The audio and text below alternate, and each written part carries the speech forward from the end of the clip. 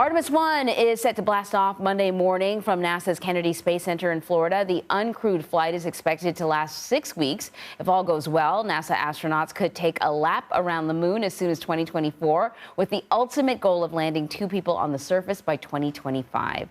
So for more on the mission, we want to bring in Mark Kurasic. He's NASA's Deputy Associate Administrator for the Artemis Campaign Development, and he's at the Kennedy Space Center right now. Very good to see you this morning. You must be pretty excited. Good morning. Excited, electrified, stoked. Yes, it's really great to be here on the eve of the Artemis 1 launch.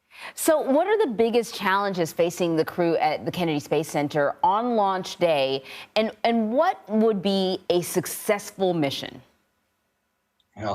Well, first of all, a lot of the heavy lifting to get the spacecraft and the rocket to the launch pad is behind us. It's a little bit of a calm right now. We're doing the final preps, the final closeouts, loading consumables, watching the weather, making sure the weather is good. And then on Monday, it'll be the very first time this team is launching this rocket. So we'll be doing things for the first time and being extra careful as we do it.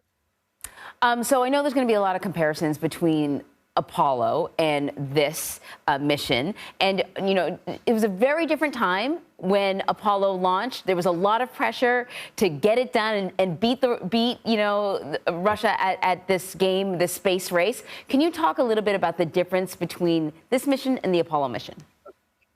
Sure, and you hit on some of it.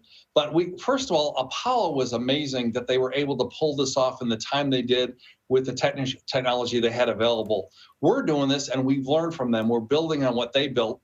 We've had the advantage of 50 years of progress in computers, in navigation, in life support systems, and we've incorporated all that into our rocket and our spacecraft, making it more reliable. And finally, there's the motivation. As you pointed out, the first time we did this, we were in the space race with another country, and the objective was to get a person there and people back. This time we're going to stay.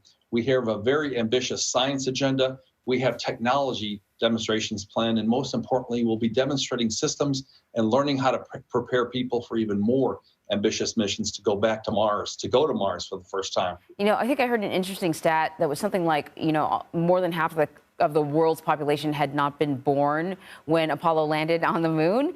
What took us so long to go back there? How come this is when we're going back?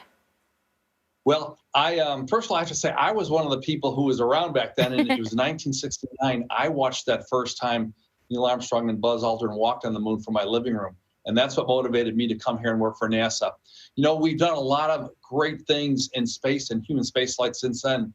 We put a space station, which we've operated continuously, crewed for over 20 years now. So we've done a lot of interesting things to build up to this moment, finally, to return to the moon and go on to further places for longer periods of time.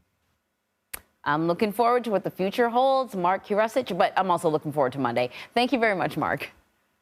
Yeah, thanks for your time this morning.